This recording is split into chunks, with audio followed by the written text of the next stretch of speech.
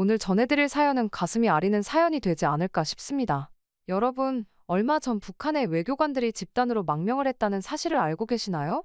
오늘 사연을 보내주신 박성호 씨 또한 북한의 외교관으로 일을 하다 한국으로 망명을 하게 되었다고 하는데요. 성호 씨는 외교관 일을 하면서 사명감을 가지고 파리로 떠났지만 그곳에서 목격한 충격적인 장면들과 성호 씨 몰래 진행된 북한의 끔찍한 만행으로 인해 소중한 사람을 잃은 뒤 분노를 금치 못하고 결국은 한국으로의 망명을 신청하게 되었다고 합니다. 성호 씨가 직접 겪은 오늘 사연을 통해 대체 성호 씨가 파리에서 목격한 충격적인 장면은 무엇인지, 대체 북한이 어떤 끔찍한 만행으로 성호 씨의 소중한 사람을 앗아갔는지 함께 들어보겠습니다. 안녕하세요. 저는 남한으로 귀순한 지 1년이 다 되어가는 박성호라고 합니다. 남한에 온 지 오래되지는 않았지만 이제는 이곳이 제 집처럼 느껴지고는 합니다. 북한에서는 느껴보지 못한 자유와 포근함이 있으니까요. 하지만 이런 와중에도 북한에 대한 소식을 접하면 마음이 좋지 않을 때가 많습니다. 제가 북한에서 겪었던 일들이 떠오르기 때문이죠. 그리고 저의 가족도 말입니다. 저의 가족은 아직 북에 있거든요. 오늘은 제가 왜 가족들을 뒤로하고 남한에 홀로 오게 되었는지 저희 가슴 아픈 사연을 용기 내어 꺼내보려고 합니다.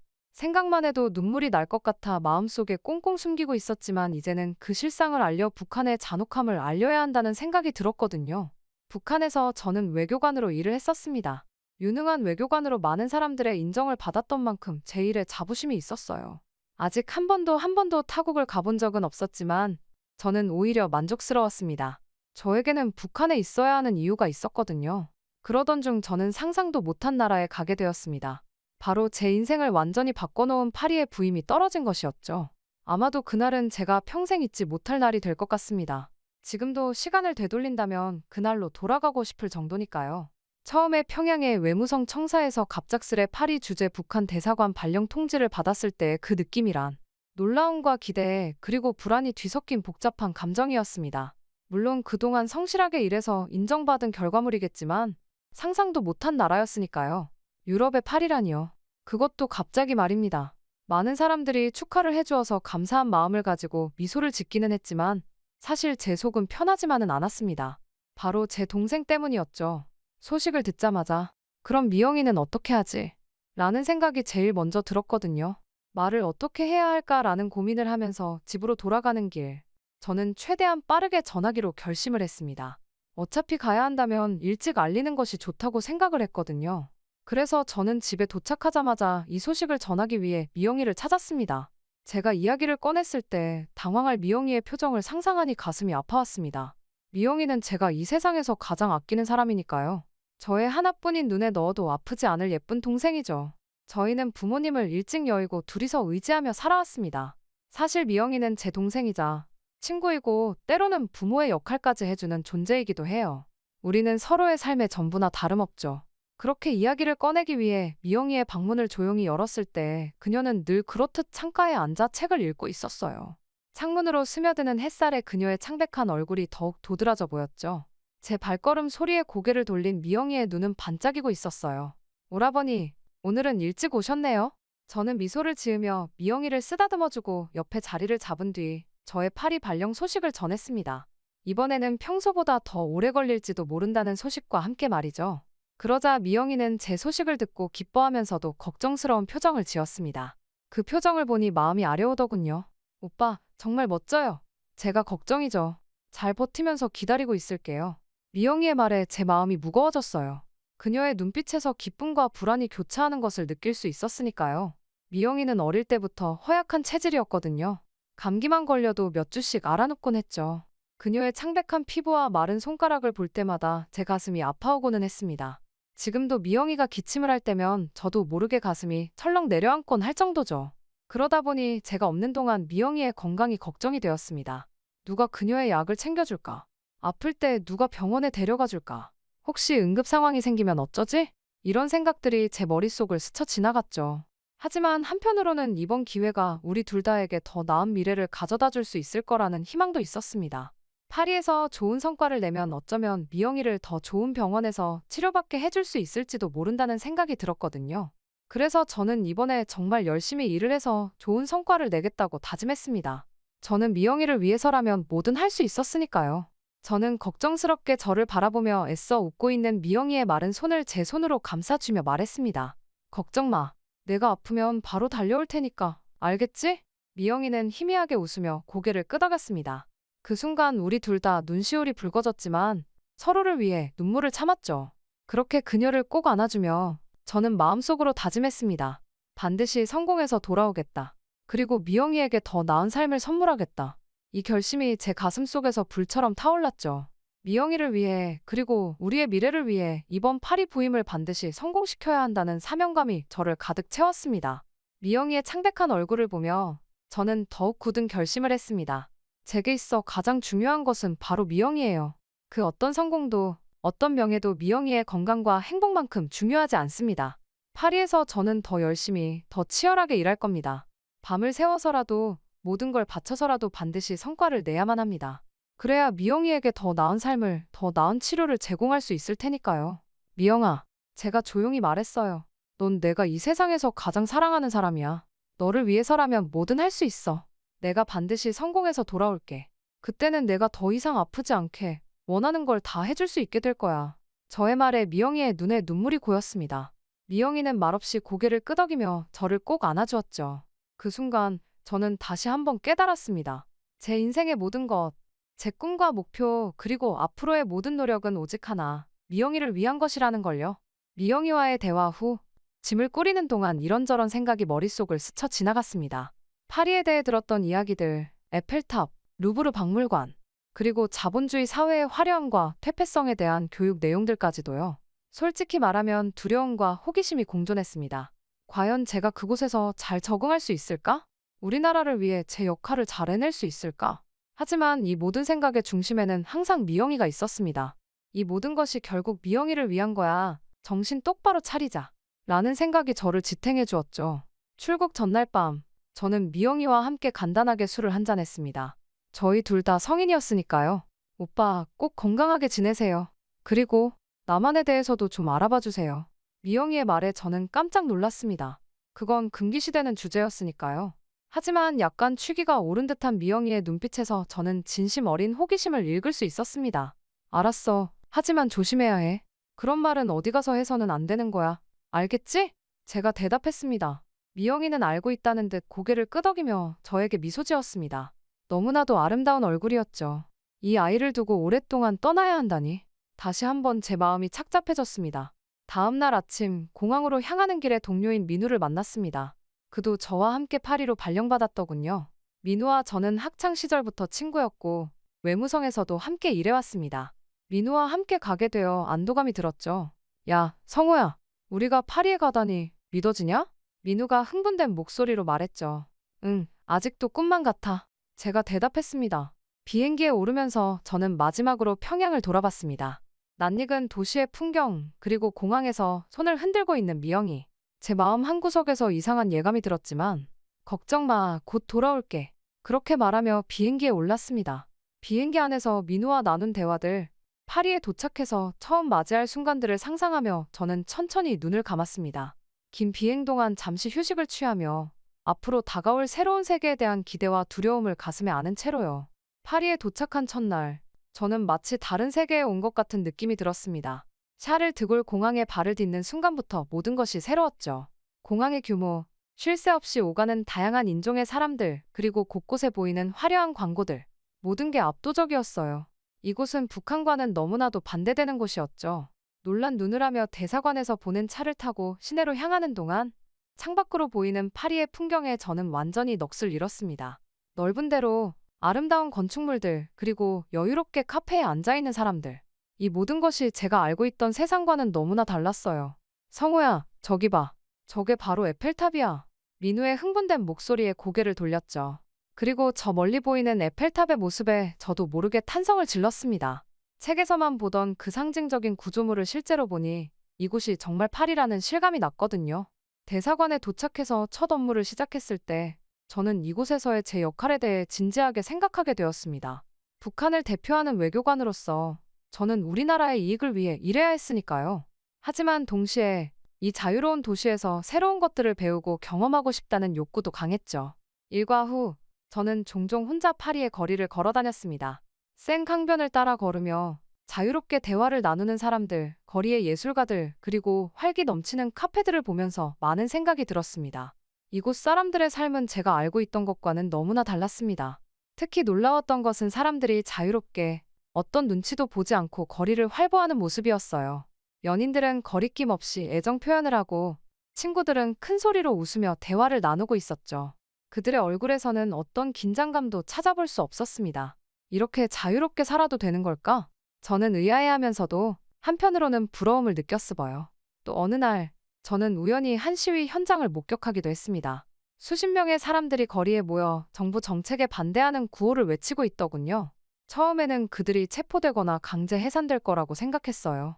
너무 위험한 행위가 아닌가 싶었거든요. 하지만 놀랍게도 경찰들은 그저 질서 유지만 할 뿐 시위대를 방해하지 않았습니다. 이게 어떻게 가능한 거지?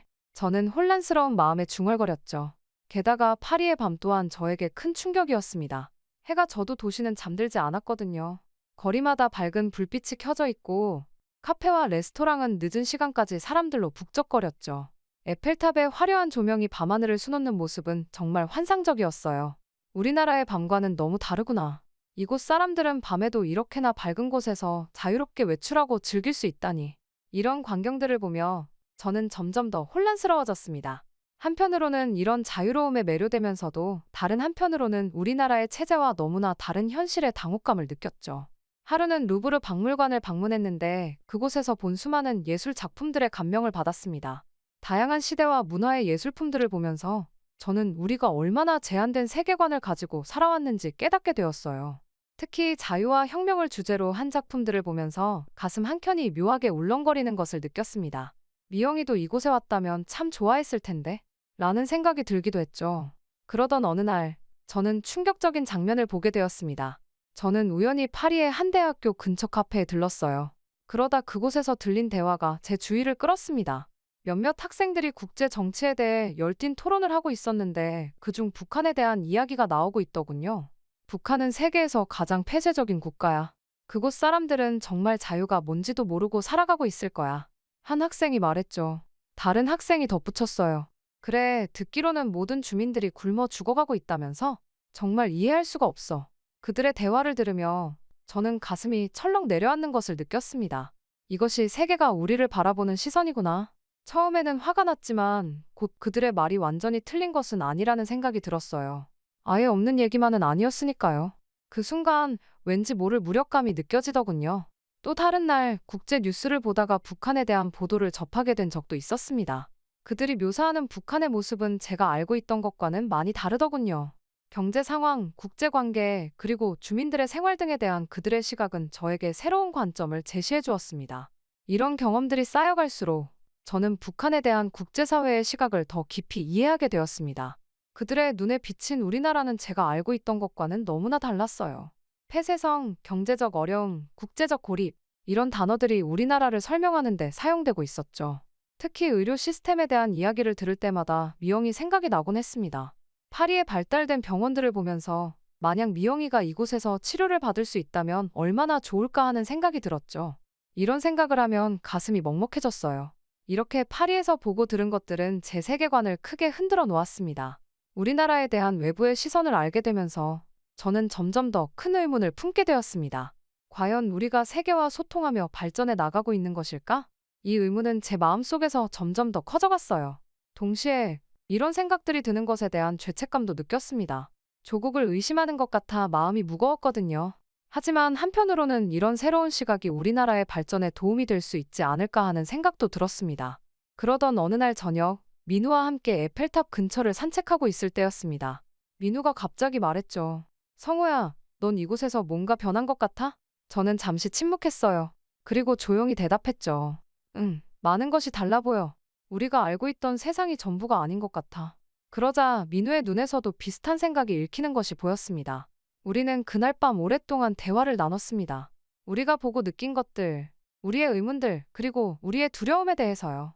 그 대화를 통해 저는 민우도 저와 비슷한 생각을 하고 있다는 것을 알게 되었죠. 파리에서의 날들이 지나면서 저는 점점 더 큰 내적 갈등에 빠져들었습니다. 한편으로는 조국에 대한 의무감과 충성심이 있었고, 다른 한편으로는 이곳에서 경험한 자유와 풍요에 대한 동경이 있었죠. 그리고 그 모든 것의 중심에는 언제나 미영이가 있었어요. 좋은 음식을 먹고 좋은 것을 볼 때마다, 새로운 것을 접할 때마다 항상 미영이 생각이 났거든요. 매일 밤 잠들기 전 저는 미영이의 사진을 보며 생각했습니다. 미영아, 내가 이런 곳에서 살 수 있다면 얼마나 좋을까? 언젠가는 꼭 내가 이런 곳 못지않게 너를 호화롭게 살 수 있게 해줄게. 이런 생각을 하며 잠에 들었습니다. 파리에서의 시간이 흐르면서 저는 점점 이 도시의 리듬에 적응해가고 있었습니다. 하지만 그럴수록 고국에 대한 그리움, 특히 미영이에 대한 걱정 또한 더욱 커져갔죠. 매일 미영이의 사진을 보며 그녀의 건강을 염려하고는 했습니다.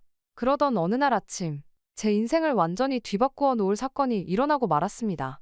그날 저는 평소와 다름없이 대사관으로 출근하던 중이었어요.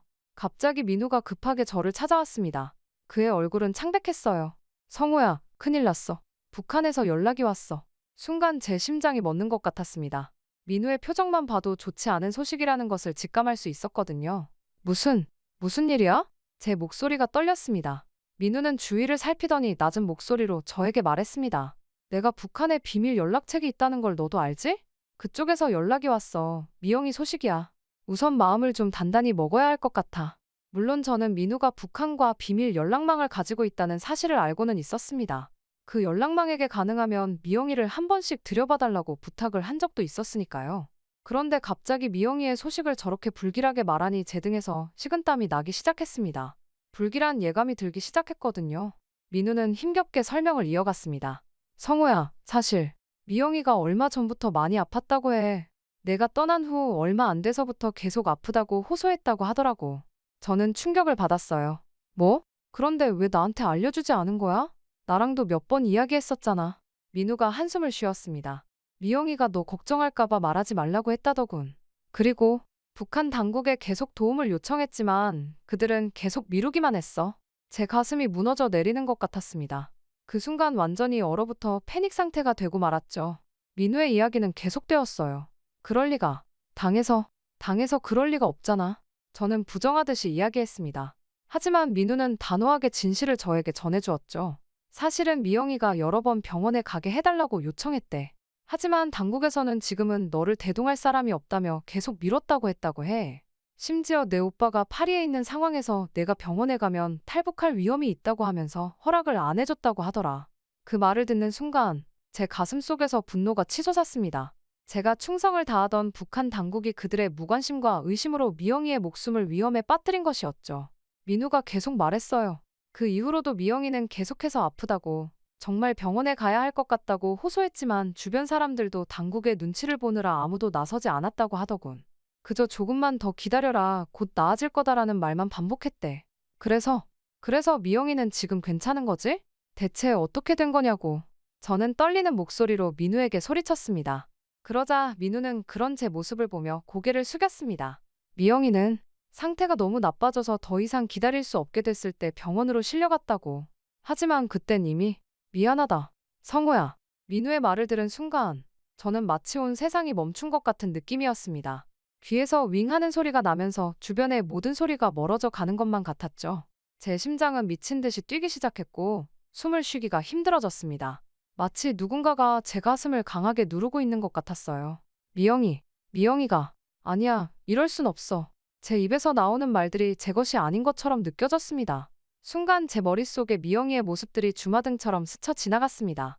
어릴 적 해맑게 웃던 모습, 아플 때 제 손을 꼭 잡고 있던 모습, 제가 파리로 떠나기 전날 밤 걱정스러운 눈빛으로 절 바라보던 모습, 그리고 제가 없는 동안 혼자 병마와 싸우며 고통스러워했을 미영이의 모습이 제 상상 속에서 생생하게 그려졌어요. 갑자기 눈앞이 흐려지고 다리에 힘이 풀렸습니다. 저도 모르게 벽에 기대어 주저앉고 말았어요. 눈물이 볼을 타고 흘러내렸지만 저는 그것을 닦을 생각조차 하지 못했습니다. 이대로 저도 죽고만 싶었으니까요. 제가 이곳에 와서 미영이가 죽은 거예요. 제가 만약에 옆에 있었더라면 미영이는 살았을 텐데. 그 약하고 이쁜 아이가 무관심 속에서 외로이 혼자 고통스럽게 죽어갔을 생각을 하니 가슴이 터질 것만 같더군요. 저는 제 머리를 치며 결국 그 자리에서 소리치며 울부짖고 말았습니다. 동시에 가슴 속에서는 분노 또한 치솟았습니다. 북한 당국에 대한 분노, 미영이를 제대로 돌보지 못한 주변 사람들에 대한 분노, 그리고 무엇보다 미영이 곁을 지키지 못한 저 자신에 대한 분노가 제 온몸을 뜨겁게 달궜어요. 내가 왜 미영이를 두고 왔을까? 왜 함께 데려오지 않았을까? 자책감이 계속해서 저를 핥히었어요. 제가 파리에서 자유를 만끽하고 있는 동안 미영이는 혼자 고통 속에서 신음하고 있었다는 생각에 가슴이 찢어지는 것 같았어요. 동시에 무력감 또한 밀려왔습니다. 이렇게 멀리 떨어져 있는 제가 무엇을 할 수 있었을까요? 아무것도 할 수 없었다는 사실이 저를 더욱 괴롭게 했죠. 미영아, 미안해. 정말 미안해. 제 입에서는 계속해서 사과의 말들이 흘러나왔지만 그 말들이 얼마나 공허하게 들리던지 이제는 미영이가 이 말이 닿을 수 없는 곳에 갔다는 것이 믿기지가 않았습니다. 이 모든 감정들이 한꺼번에 몰려와 저를 짓눌렀습니다. 슬픔, 분노, 자책감, 무력감, 죄책감. 이 감정들이 뒤섞여 거대한 소용돌이가 되어 저를 집어삼키는 것만 같았죠. 저는 그저 그 자리에 주저앉아 흐느낄 수밖에 없었어요. 그 순간 제 인생에서 가장 소중한 사람을 잃었다는 현실과 함께 제가 알고 있던 세상에 대한 모든 믿음이 무너져 내리는 것을 느꼈습니다. 이제 더 이상은 돌아갈 수 없다는 것을 깨달았죠. 미영이를 위해, 그리고 미영이처럼 고통받는 모든 이들을 위해 무언가는 바뀌어야 한다는 생각이 제 마음속 깊이 자리 잡기 시작했습니다. 그날 밤 저는 혼자 생강변을 걸었습니다. 더 이상 파리의 아름다운 야경은 제 눈에 들어오지 않았어요. 제 머릿속은 오직 미영이 생각뿐이었죠. 제 하나뿐인 동생의 웃는 모습, 그녀가 아팠을 때마다 제가 곁에서 돌봐주던 기억들, 그리고 그녀가 마지막 순간에 얼마나 고통스러웠을지, 얼마나 무서웠을지 생각하니 눈물이 멈추지 않았습니다. 미영아, 미안해. 정말 미안해. 내가 내 곁에 있었어야 했는데. 강물을 바라보며 저는 계속해서 중얼거렸어요. 그리고 이 비극적인 소식은 제 인생의 전환점이 되었습니다. 그동안 파리에서 느꼈던 모든 의문과 갈등이 한순간에 명확해졌거든요. 우리나라의 현실, 특히 의료 시스템의 문제점과 당국의 무관심을 직접적으로 체감하게 된 거죠. 결국 땅은 잔혹한 방식으로 제 동생을 죽인 거나 다름이 없었어요. 며칠 동안 저는 깊은 슬픔에 빠져 있었습니다. 일도 할 수 없었고 밥도 제대로 먹지 못했죠. 시간이 갈수록 점차 슬픔이 분노로 변해갔어요. 왜 우리나라는 이렇게 국민을 방치하는 걸까? 왜 우리 국민들은 이런 고통을 겪어야 하는 걸까? 대사관에서의 일상은 계속되었지만 모든 것이 공허하게 느껴졌습니다. 회의에 참석하고 보고서를 작성하고 외교 행사에 참여하면서도 제 마음은 늘 다른 곳에 있었어요. 과연 이게 옳은 일일까? 내가 정말로 해야 할 일은 무엇일까? 라는 질문이 끊임없이 제 머릿속을 맴돌았습니다. 어느 날 저녁, 에펠탑 근처를 산책하고 있을 때였어요. 불빛에 반짝이는 탑을 올려다보며 또다시 미영이와의 기억들이 물밀듯이 밀려왔습니다. 미영이는 항상 호기심 많은 아이였어요. 특히 남한에 대해 궁금해하곤 했죠. 오빠, 남한은 어떨까요? 그곳은 여기와 많이 다를까요? 라고 종종 물어보곤 했어요. 저는 그때마다 조심스럽게 대답했었죠. 글쎄, 미영아, 나도 잘 모르겠어. 언젠가 통일이 된다면 볼 수 있겠지? 또 어떤 날엔 텔레비전에서 우연히 본 서울의 모습에 대해 이야기하곤 했습니다. 오빠, 서울은 정말 저렇게 환하고 아름다울까요? 우리도 언젠가 저곳에 가볼 수 있을까요? 미영이의 눈은 항상 호기심과 동경으로 반짝였죠. 그럴 때마다 저는 말을 조심해야 한다고 머리를 헝클어뜨리고는 했죠. 그리고 제가 파리로 떠나기 전날 밤, 미영이가 한 말이 떠올랐어요. 오빠, 꼭 건강하게 지내세요.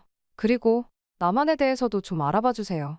그때는 그저 동생의 호기심 어린 부탁이라고만 생각했는데 지금 와서 생각해보니 그 말에는 더 깊은 의미가 있었던 것 같아요. 이 모든 기억들이 제 가슴을 찔렀습니다. 미영이는 항상 더 나은 세상, 더 자유로운 삶을 꿈꾸고 있었던 거예요.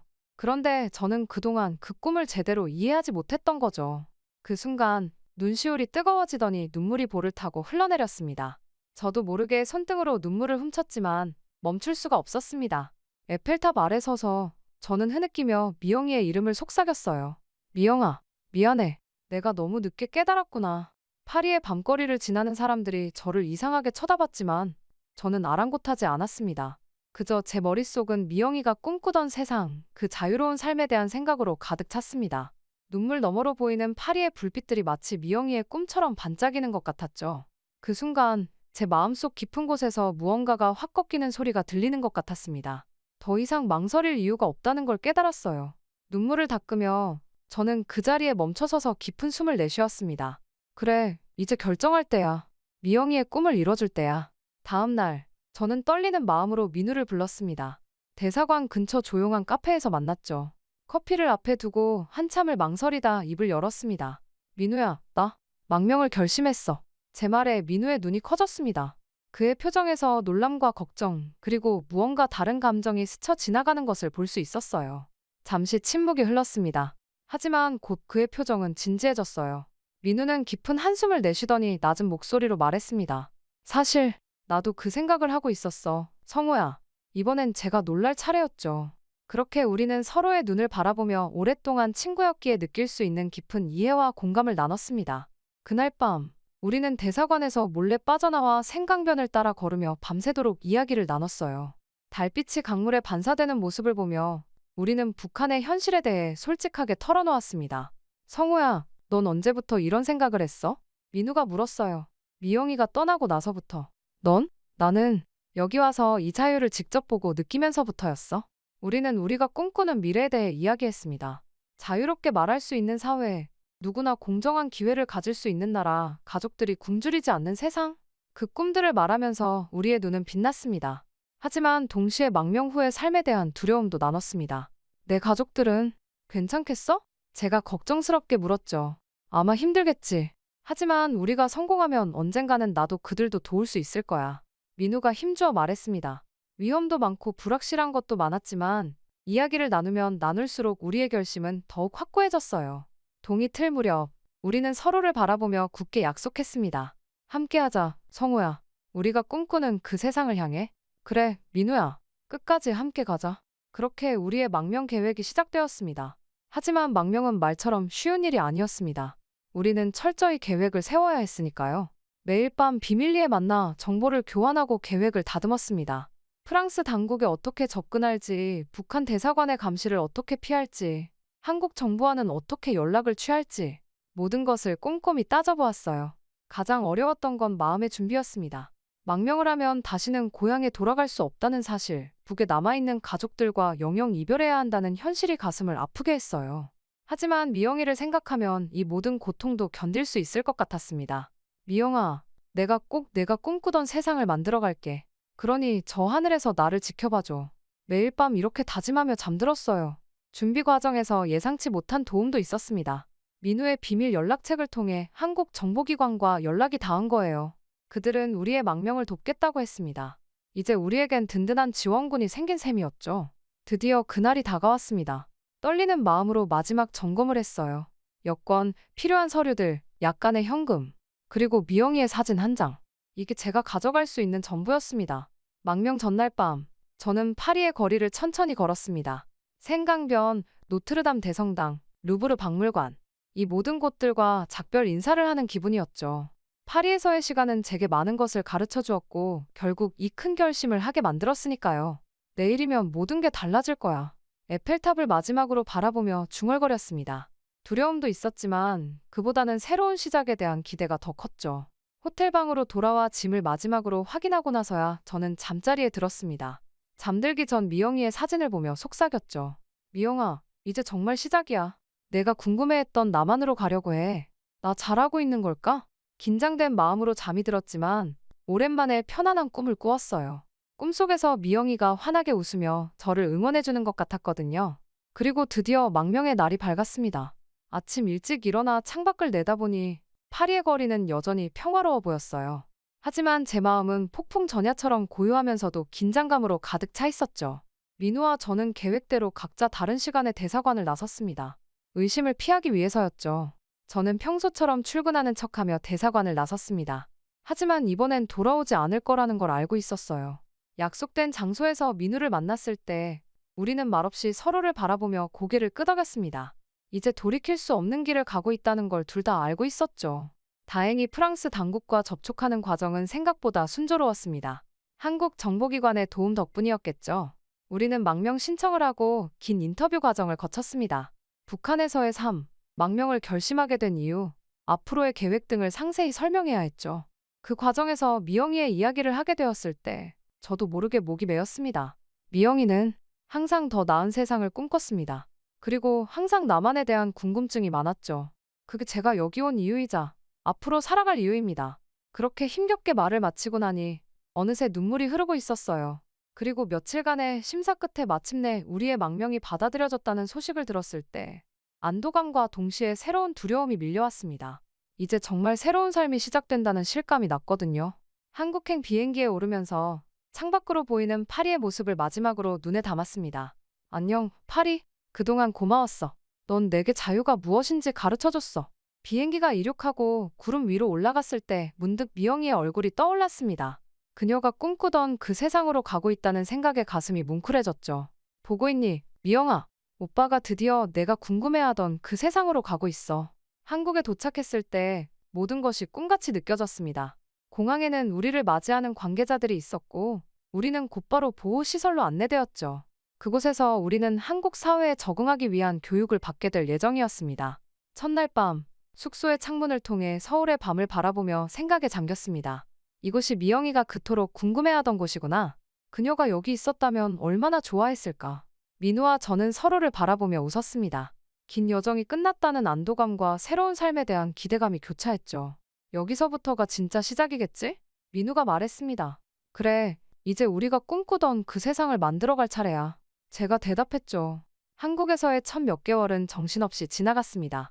하나원에서 한국 사회 적응 교육을 받으며 새로운 문화와 생활 방식을 배웠거든요. 처음엔 모든 것이 낯설고 어려웠지만 시간이 지날수록 조금씩 적응해 갔습니다. 교육을 마치고 사회에 나왔을 때 제가 선택한 길은 북한 인권운동가였습니다. 미영이를 위해 그리고 북한에 남아있는 모든 사람들을 위해 무언가를 해야 한다고 생각했거든요. 다시 대학에 들어가 정치학을 공부하면서 동시에 여러 인권단체에서 활동했습니다. 가끔은 힘들 때도 있었습니다. 새로운 환경에 적응하는 것도 쉽지 않았고 북한에 두고 온 가족들 생각에 마음이 아플 때도 있었어요. 하지만 그럴 때마다 미영이의 사진을 보며 힘을 냈습니다. 그리고 지금 저는 작은 인권단체를 운영하고 있어요. 탈북민들의 정착을 돕고 북한의 인권 실태를 세상에 알리는 일을 하고 있죠. 민우도 저와 함께 일하고 있습니다. 우리의 경험을 바탕으로 조금씩이나마 변화를 만들어가고 있다고 믿어요. 가끔 서울의 밤을 바라보며 생각해요. 미영아, 내가 꿈꾸던 세상을 만들어가고 있어. 조금 늦었지만 그래도 포기하지 않고 계속 나아가고 있어. 아직 갈 길이 멀지만 이제는 희망을 가지고 앞을 볼 수 있게 되었습니다. 그리고 언젠가는 모든 사람이 자유롭고 행복한 그날이 올 거라고 믿어요. 잠들기 전 미영이의 사진을 보며 저는 매일 중얼거리고는 합니다. 미영아, 이제 시작이야. 내가 꿈꾸던 그 세상을 만들어 갈게. 우리 함께 꾸던 꿈을 이제 내가 대신 이뤄나갈게. 지켜봐줘. 창밖으로 보이는 서울의 불빛들이 마치 미영이의 미소처럼 반짝이는 것 같았습니다.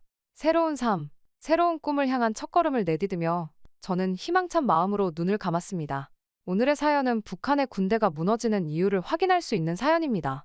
북한에서 최고의 군사학교를 수석 졸업하고 특수부대에 입학하게 된 철수 씨의 사연인데요. 군대 관련으로는 남부러울 것 없는 엘리트 코스를 밟았고 장래가 촉망되었던 철수 씨가 대체 왜 탈북을 하게 되었을까요? 바로 사연 들어보겠습니다. 안녕하세요. 저는 김철수라고 합니다. 저는 북한 최고의 군사학교인 김일성 군사종합대학을 수석으로 졸업했어요. 혹독한 훈련 프로그램으로 유명한 김일성 군사종합대학은 전투 실력은 물론이고 공부도 잘해야 들어갈 수 있는 곳이었습니다. 이 학교를 졸업하면 대부분 아주 핵심적인 부대에 입대하게 되거든요. 그런 우수한 학생들이 모여있는 곳임에도 사격이나 각종 훈련을 할 때면 1등은 암묵적으로 저로 정해져 있었습니다.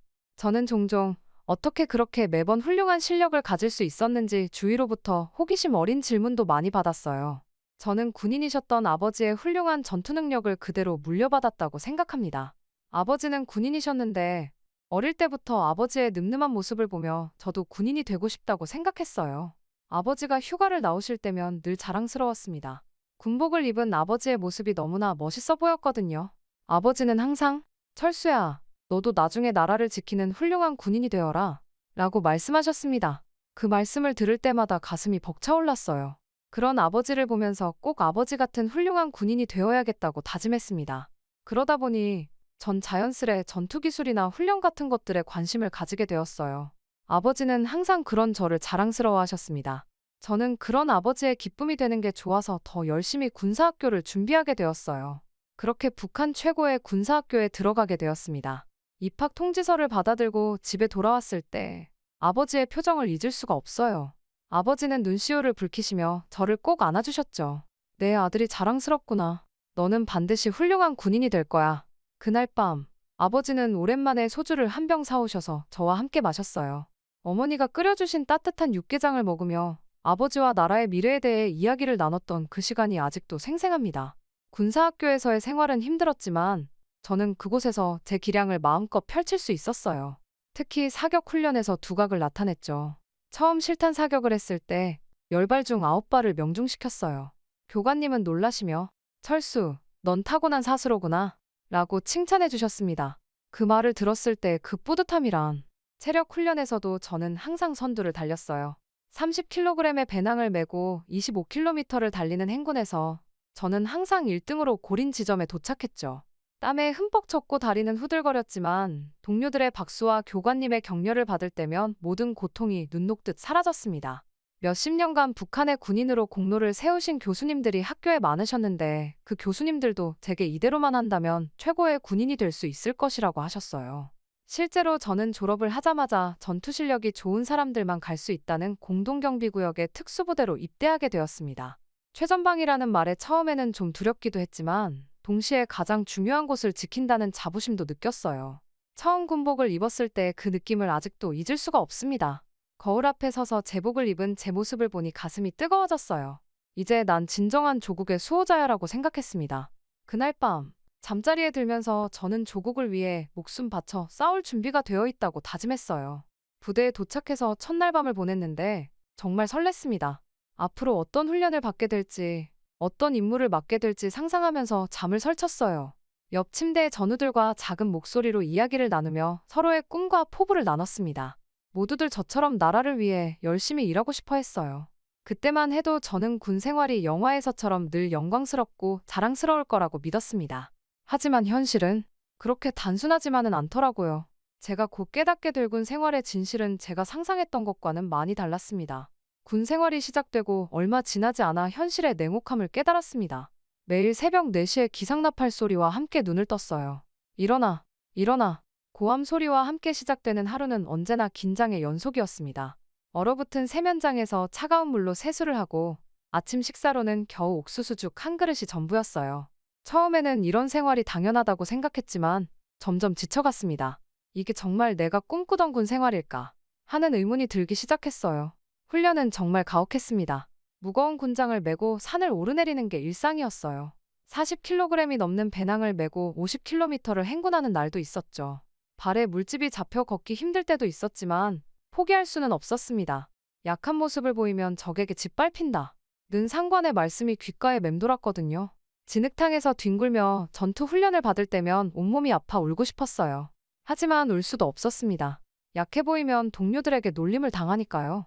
너 같은 녀석은 우리 부대의 수치야 라는 말을 들을까봐 두려웠어요. 그래서 아픔을 참고 또 참았습니다.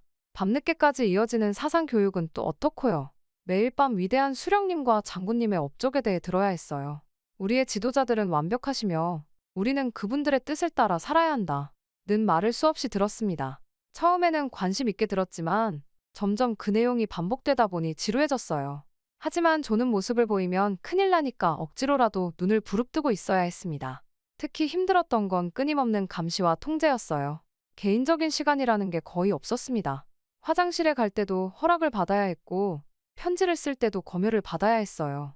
한 번은 고향 친구에게 보내는 편지에 여기 생활이 조금 힘들어 라고 썼다가 큰 곤욕을 치렀습니다. 적에게 약점을 보이는 행위 라며 3일 동안 벌을 받았어요. 잠자리에 들 때마다 온몸의 고통에 신음했습니다. 내일도 버틸 수 있을까?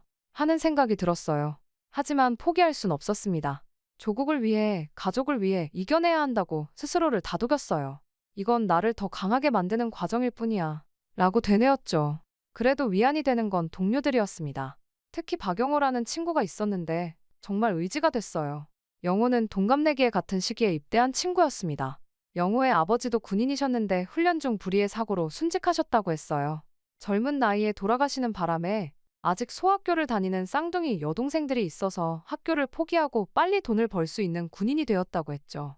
영호는 전문적인 군사학교를 졸업한 건 아니었지만 그만큼 열심히 훈련에 임했습니다. 다른 동료들이 쉴 때 혼자 훈련장에 남아서 사격 연습과 체력 훈련을 하면서 기량을 늘려나갔어요. 저는 그런 영호가 보기 좋았고 그의 훈련을 도와주곤 했습니다. 그렇게 함께하는 시간이 길어지면서 우리는 둘도 없는 친한 사이가 되었어요. 훈련이 힘들 때마다 서로 격려하고 응원하면서 버텨나갔습니다. 야간 경계 근무를 설 때면 영호와 함께 고향 이야기를 나누며 향수를 달랬어요. 우리 고향에 돌아가면 꼭 같이 막걸리 한잔하자 라는 약속을 하면서 서로를 다독였죠. 하지만 이런 우정도 때로는 위험할 수 있다는 걸 깨달았습니다. 한 번은 영호와 너무 친하게 지낸다고 상관에게 꾸중을 들었어요. 너무 친밀한 관계는 군대 기강을 해칠 수 있다 는 이유였죠. 그 후로는 영호와도 조심스럽게 지내야 했습니다. 그렇게 군인으로서의 생활이 익숙해져갈 즈음이었습니다. 그날은 7월의 무더운 밤이었고 하늘에 구멍이 뚫린 것 같은 폭우가 쏟아지는 날이었죠. 그런 궂은 날씨에도 야간 행군이 시작됐습니다. 저는 영호와 함께 미끄러운 산길을 오르고 있었어요. 그래도 우리는 묵묵히 전진했어요. 조국을 위해서라면 이 정도쯤이야 라고 서로를 다독이며 말이죠. 비가 너무 많이 내려서 앞이 잘 보이지 않았고 저는 무거운 군장을 들고 버텨야 하는 탓에 고개를 숙이고서 말없이 앞으로 걸었어요. 나무가 숲처럼 우거져 있고 좁은 길에서 우리는 한 줄로 서서 가고 있었죠. 그런데 뒤에서 갑자기 영호의 비명이 들리는 겁니다. 철수야, 살려. 고개를 돌렸을 때 영호는 이미 깊은 계곡으로 떨어지고 있었어요. 순간 머리가 하얘졌습니다. 영호야. 저는 소리쳤지만 소용없었어요. 영호의 모습이 어둠 속으로 사라졌죠. 망설일 시간이 없었습니다. 저는 즉시 계곡 아래로 뛰어내려갔어요. 비와 진흙으로 미끄러운 경사를 내려가는 게 정말 위험했지만 친구를 구해야 한다는 생각밖에 들지 않았습니다. 암벽을 타고 내려가다 손바닥이 찢어졌지만 아픔도 느끼지 못했어요. 다행히 영호를 찾을 수 있었지만 그의 상태는 심각해 보였습니다. 다리가 부러졌고 등뼈도 다친 것 같았어요. 영호는 고통스러워하며 신음하고 있었습니다. 철수야, 너무 아파. 라고 말하는 영호의 목소리가 너무나 약해 보였어요. 저는 울면서 말했어요. 영호야, 내가 구해줄게. 걱정 마. 저는 덜덜 떨리는 손으로 영호를 부축해 부대로 향했어요. 부축하고 가는 와중에도 자꾸만 영호가 숨을 쉬지 못하고 픽 쓰러지려고 해서 무서웠죠.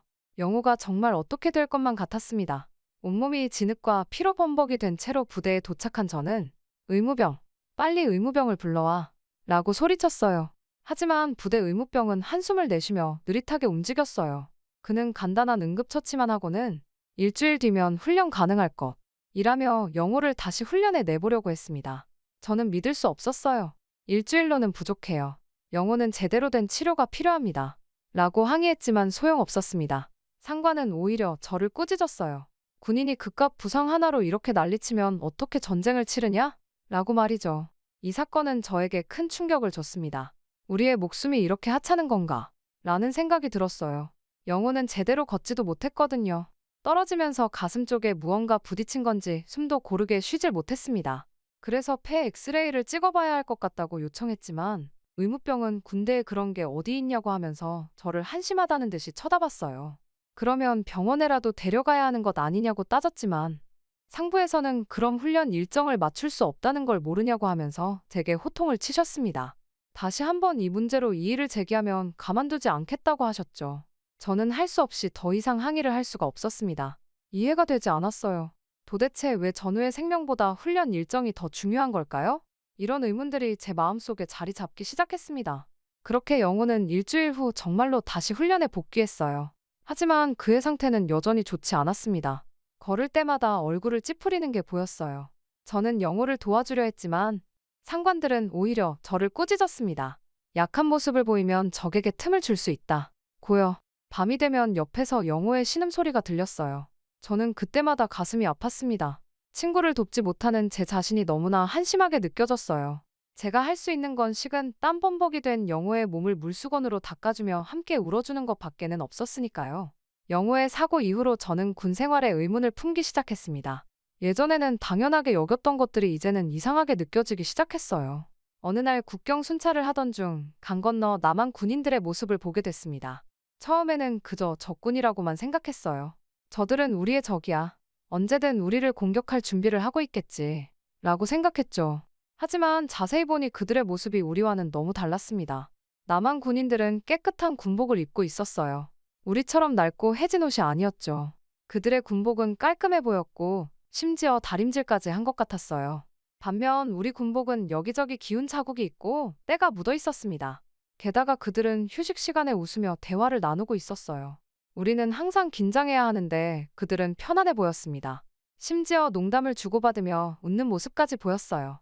특히 한 군인이 생활관 앞에서 무언가를 들고 가족과 통화하는 모습에 큰 충격을 받았어요.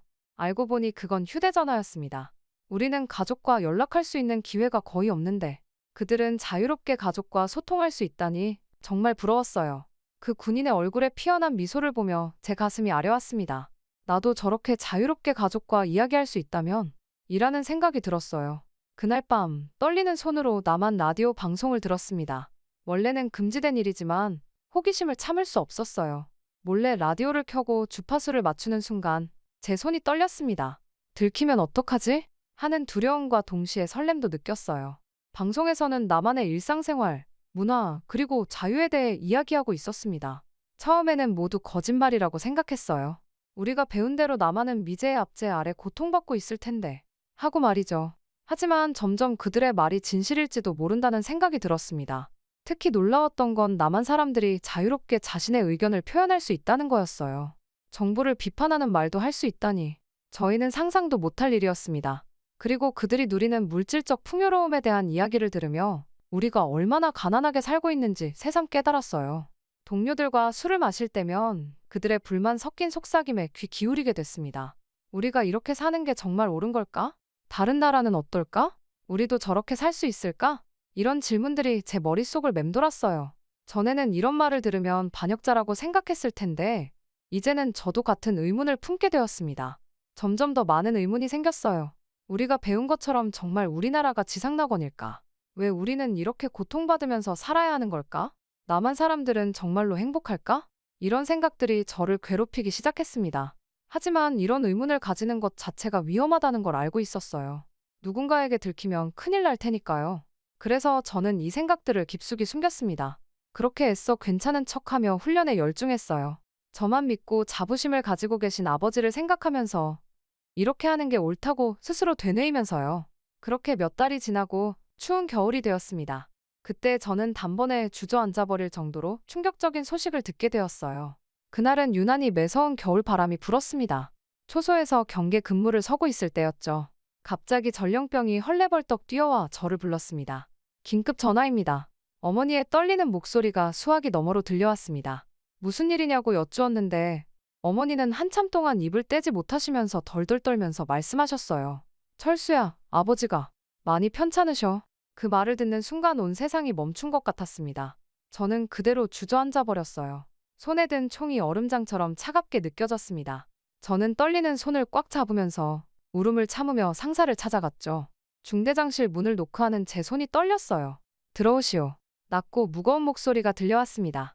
방에 들어서자 담배 연기가 자욱했어요. 중대장은 창밖을 보고 서 있었습니다. 중대장님, 제발 휴가를 허락해 주십시오. 아버지께서 위독하십니다. 제 목소리가 흔들렸어요. 눈물을 참으려 했지만 뺨을 타고 흘러내렸습니다. 중대장은 천천히 돌아섰어요. 그의 눈에는 연민이 깃들어 있었지만 목소리는 차가웠습니다. 자네도 알다시피 지금은 비상 상황이네.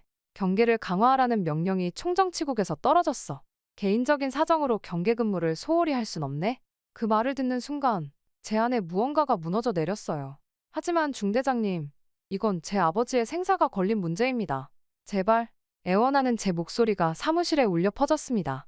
하지만 중대장은 차갑게 볼일을 다 봤으니 나가라는 말만 반복했어요. 그날 처음으로 이 부대가 족쇄로 느껴졌습니다. 나를 갉아먹고 있고 죽이고 있다는 생각이 들었어요. 그때도 제가 할 수 있는 건 없었습니다. 그렇게 이틀의 시간이 흘렀어요. 무슨 정신으로 그 시간들을 보냈는지도 잘 모르겠습니다. 아버지가 혹여나 돌아가시면 어쩌지 하는 생각만 가득했어요. 그러다가 아침 점호 시간에 부고를 받았습니다. 전날 밤 아버지가 돌아가셨다는 소식이었어요. 그 순간 저는 모든 것을 포기하고 싶었습니다. 점호가 끝나자마자 다시 중대장실로 달려갔어요. 중대장님, 왜 보내주지 않으셨습니까? 제 아버지가 돌아가셨습니다. 제 목소리는 이제 애원이 아닌 분노로 가득 찼어요. 중대장의 얼굴이 굳어졌습니다. 자네 지금 상관에게 대들고 있나? 순간 제 안에 모든 감정이 폭발했습니다. 인간적으로 그럴 수가 있습니까? 제 아버지의 임종을 지키지 못하게 했잖습니까? 그 말이 떨어지기가 무섭게 중대장의 주먹이 제 얼굴을 강타했어요. 입술이 터지고 얼굴에 멍이 들었지만 그보다 더 아픈 건 마음이었습니다. 감정에 휘둘려 군기를 물랑케 하는 병사는 필요 없다. 3일간 영창행이다. 중대장의 마지막 말이 제 귓가에 울렸어요. 저는 다른 군인들에게 끌려가면서 소리쳤습니다. 아버지는 군인으로서 평생 조국을 위해 헌신하셨습니다. 저 또한 그러는 중이고요. 그런데 조국은 도대체 우릴 위해 무엇을 해주고 있습니까? 그렇게 차가운 영창에 홀로 앉아 있으면서 저는 끊임없이 아버지를 생각했습니다. 어릴 적 아버지와 함께 갔던 낚시터, 제가 군사학교에 합격했을 때 기뻐하시던 모습, 입대 전날 밤 나눈 마지막 대화, 이 모든 기억들이 스쳐 지나가 저를 괴롭혔어요. 영창의 작은 창문으로 보이는 밤하늘의 별을 보며 중얼거렸습니다. 아버지, 저 어떻게 해야 할까요? 이게 정말 아버지가 원하셨던 제 모습일까요? 이 사건은 제 마음에 깊은 상처를 남겼습니다. 체제에 대한 의문이 더욱 커졌어요. 이게 정말 우리가 지켜야 할 나라인가? 인간의 기본적인 권리조차 없는 이곳에서 계속 살아야 하나? 이런 생각들이 머릿속을 맴돌았습니다. 영창에서 나온 후 저는 완전히 다른 사람이 되어 있었어요. 순수한 애국심으로 가득 찼던 그 청년은 어디로 갔을까요? 그 자리에 의심과 불안, 그리고 분노로 가득 찬 한 군인이 서 있었습니다. 아버지의 죽음 이후 보이지 않던 것들이 보이기 시작했어요. 특히 동료들의 고통이 자꾸만 눈에 밟혔거든요. 배고픔에 시달리는 모습, 추위에 떠는 모습, 그리고 끝없는 훈련에 지친 모습들. 그럼에도 군사의 힘듦과 아픔은 모른 척하며 정해진 훈련을 강행하는 비인간적인 부대의 상관들의 잔인한 태도들이 제 마음을 아프게 했습니다. 또 끊임없는 감시와 통제는 저를 더욱 답답하게 만들었어요. 편지 한 장 쓰는 것도 자유롭지 못하고 사소한 행동 하나하나가 감시의 대상이 되는 현실이 저를 옥죄었습니다. 우리는 정말 자유가 없구나 라는 생각이 자꾸 들었어요. 그리고 무엇보다 인간다운 삶의 부재가 저를 괴롭혔습니다. 우리는 그저 기계처럼 명령에 따라 움직이고 있을 뿐이었어요. 개인의 생각, 감정, 꿈 이런 것들은 모두 무시되고 있었습니다. 이게 정말 사람답게 사는 걸까? 라는 의문이 끊임없이 들었어요. 충성심과 의구심 사이에서 저는 심하게 갈등했습니다. 한편으로는 여전히 조국을 사랑하고 싶었어요. 하지만 다른 한편으로는 이 모든 것이 잘못되었다는 생각이 들었습니다.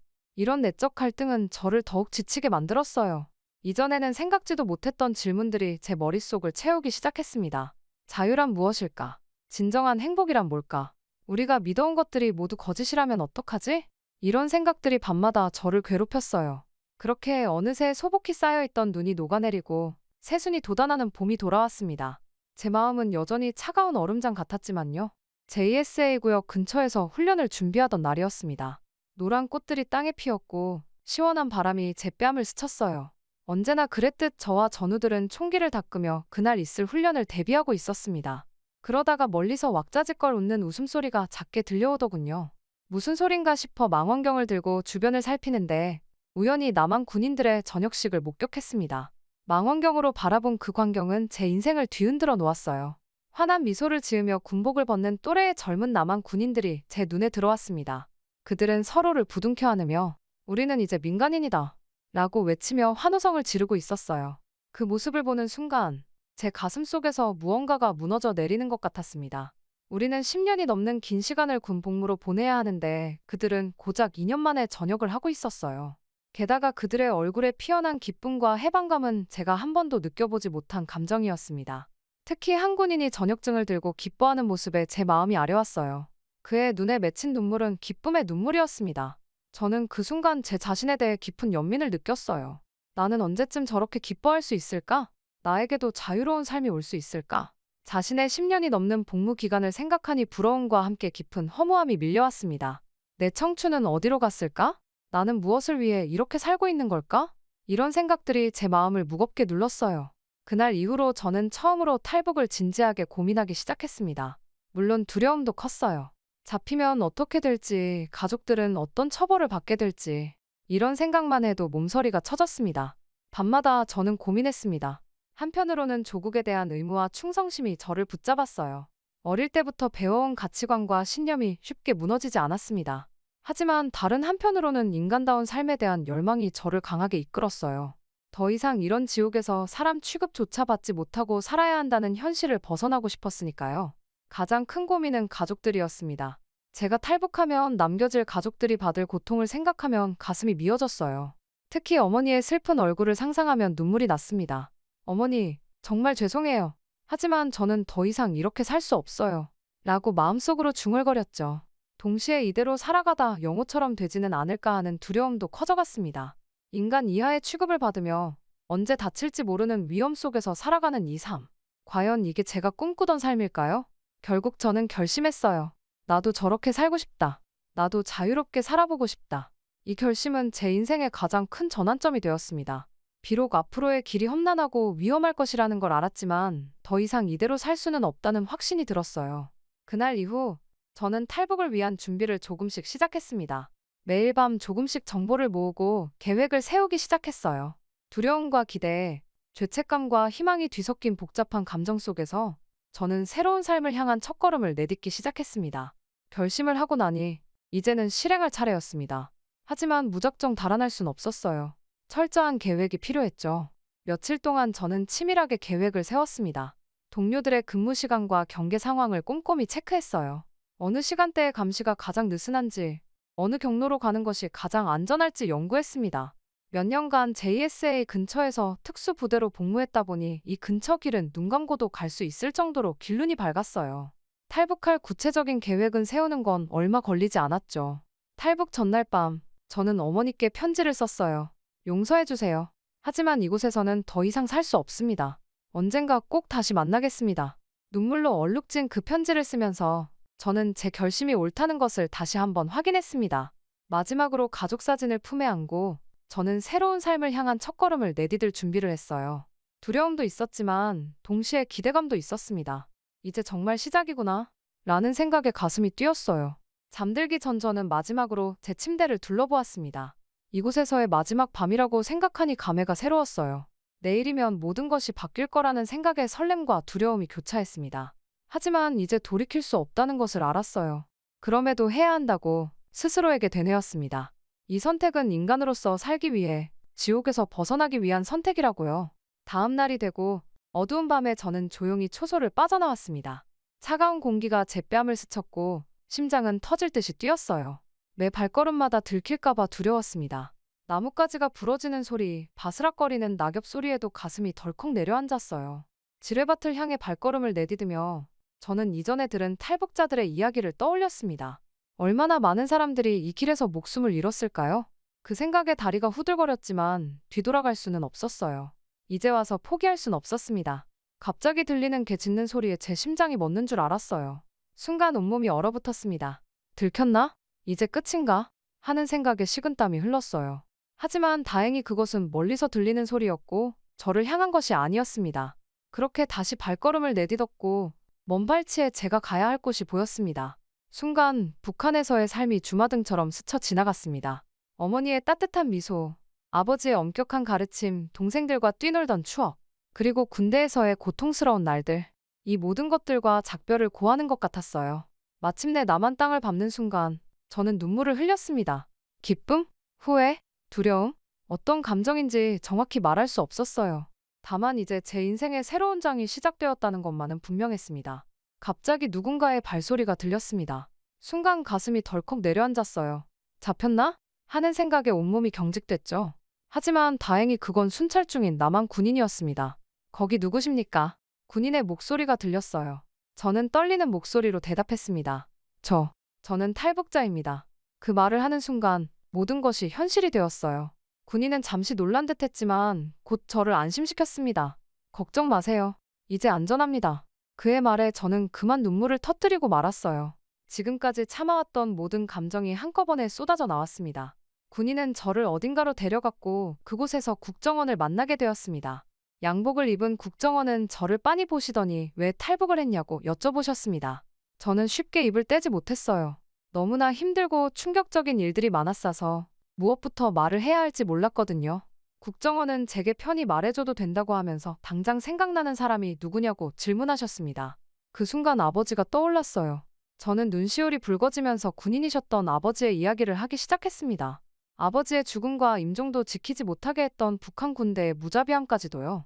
저는 영호의 이야기까지 하고 나서 사람 대접을 받고 싶어 탈북을 하게 되었다고 답했습니다. 국정원 직원은 제 이야기를 진지하게 들어주셨어요. 제가 말을 마치자 그분은 깊은 숨을 내쉬더니 많이 힘드셨겠어요. 이제 걱정 마세요. 우리가 도와드리겠습니다. 라고 말씀하셨습니다. 그 말에 저는 또다시 눈물이 났어요. 오랜만에 느껴보는 따뜻한 위로였습니다. 이후 몇 주간의 조사 기간이 있었어요. 힘들고 지치는 시간이었지만 국정원 직원들은 최대한 제 상황을 이해하려 노력해 주셨습니다. 그들의 도움으로 저는 점차나마 사회에 대해 배우기 시작했어요. 하나원에서의 교육을 마치고 사회에 나왔을 때 저는 우연히 한 탈북자 지원 단체의 강연에 참석하게 되었습니다. 그곳에서 저는 김영철 교수님을 만났어요. 김 교수님은 탈북 후 남한에서 북한학을 공부하고 대학 교수가 되신 분이었죠. 교수님의 강연은 저에게 큰 충격과 깨달음을 주었습니다. 우리의 경험은 단순한 고통으로 끝나서는 안 됩니다. 이를 통해 북한의 실상을 알리고 통일을 위한 밑거름이 되어야 합니다. 이 말씀이 제 가슴에 깊이 와닿았어요. 강연이 끝난 후 저는 용기를 내어 김 교수님께 다가갔습니다. 교수님, 저도 북한학을 공부하고 싶습니다. 어떻게 해야 할까요? 교수님은 따뜻한 미소로 저를 맞아주셨어요. 그 후 김 교수님은 제 멘토가 되어주셨습니다. 교수님의 조언과 도움으로 저는 대학 입학을 준비할 수 있었고 북한학과에 지원하게 되었어요. 철수 씨, 당신의 경험은 매우 귀중합니다. 이를 학문적으로 발전시키면 남북 관계 개선에 큰 도움이 될 거예요. 라는 교수님의 말씀이 제게 큰 용기를 주었습니다. 대학에 입학한 후 저는 북한학을 전공하며 새로운 꿈을 키우기 시작했어요. 제 경험을 바탕으로 북한의 실상을 알리고 통일에 기여하고 싶다는 열망이 생겼거든요. 수업을 들으며 제가 겪었던 일들을 객관적으로 바라볼 수 있게 되었고 그 과정에서 많은 깨달음을 얻었습니다. 또 주말이면 탈북자 지원 단체에서 봉사활동을 했어요. 학교에서 북한학 수업을 들으면서 탈북한 사람들의 불안한 심리와 현실에 대해 공부하게 되었는데 공감되는 부분이 많았고 자연스럽게 저 같은 사람들을 돕고 싶다는 생각을 하게 되었거든요. 그래서 탈북자 지원 단체를 찾아 봉사활동을 나가게 되었죠. 그곳에서 저는 제 또래의 탈북자 친구 민수를 만났습니다. 민수는 저보다 몇 달 늦게 탈북해 남한에 온 친구였는데 적응에 많은 어려움을 겪고 있었어요. 어느 날 민수와 이야기를 나누다가 제 정착 과정을 들려주게 되었습니다. 처음 왔을 때의 두려움과 혼란, 그리고 그것을 극복해 나가는 과정, 김영철 교수님을 만나 새로운 꿈을 갖게 된 이야기까지 제 경험을 진솔하게 나누었어요. 철수 형, 정말 대단해요. 저도 형처럼 될 수 있을까요? 민수가 물었을 때 저는 그의 손을 꼭 잡고 말했습니다. 물론이지. 넌 할 수 있어. 나도 내 곁에서 도와줄게. 그 후로 저는 민수의 멘토가 되어주었어요. 함께 공부하고 남한 사회를 이해하는 데 도움을 주었죠. 민수는 점차 자신감을 되찾아갔고 자신만의 꿈을 찾기 시작했습니다. 어느 날 민수가 제게 말했어요. 형, 저 북한 전문 기자가 되고 싶어요. 우리의 이야기를 세상에 알리고 싶어요. 그 말을 들었을 때 제 가슴이 뭉클해졌습니다. 민수는 열심히 준비해서 대학의 언론정보학과에 입학했어요. 입학 소식을 전해 들었을 때 저는 제 일처럼 기뻤습니다. 고마워요, 철수 형. 형 덕분에 제가 이렇게 될 수 있었어요. 민수의 말에 저는 뿌듯함을 느꼈어요. 민수와의 경험을 통해 저는 탈북자 지원 단체에서의 봉사활동 시간을 늘리기로 결심했어요. 주말뿐만 아니라 평일 저녁 시간에도 상담 봉사를 하기 시작했고 점차 제가 도울 수 있는 탈북자들이 늘어났습니다. 이렇게 활동을 늘려가면서 저는 예전에는 미처 깨닫지 못했던 것들을 느끼기 시작했습니다. 제가 도움을 주는 만큼 오히려 제가 더 많은 것을 배우고 성장하고 있다는 걸 알게 됐어요. 각자의 고유한 이야기와 경험을 들으니 함께 힘을 모으면 어떤 어려움도 극복할 수 있다는 희망을 느꼈습니다. 물론 힘든 순간이 오지 않을 수는 없을 거예요. 특히 명절이나 가족의 생일이 다가오면 북에 두고 온 가족들 생각에 가슴이 아파요. 어머니의 따뜻한 품, 동생들의 장난스러운 웃음소리가 그리워 탈북한 학생들과 밤새 눈물을 흘린 적도 많아요. 그래도 지금의 삶에 감사합니다. 자유롭게 의견을 나누고 꿈을 펼칠 수 있다는 것, 그 자체가 얼마나 소중한 것인지 매일매일 느끼고 있어요. 이제는 제 의지로 삶을 개척해 나갈 수 있다는 사실에 가슴이 벅차오릅니다. 앞으로의 길이 평탄하지만은 않겠지만 저는 희망을 잃지 않으려 해요. 언젠가는 꼭 가족들과 재회할 수 있기를, 그리고 그들에게도 자유로운 삶을 선물할 수 있기를 간절히 바라며 오늘도 열심히 살아가고 있습니다. 저와 민수, 그리고 많은 탈북자들의 작은 노력들이 모여 언젠가는 큰 변화를 만들어낼 수 있을 거라고 믿어요. 그날까지 우리는 계속해서 우리의 이야기를 전하고 희망을 나누며 살아갈 것입니다.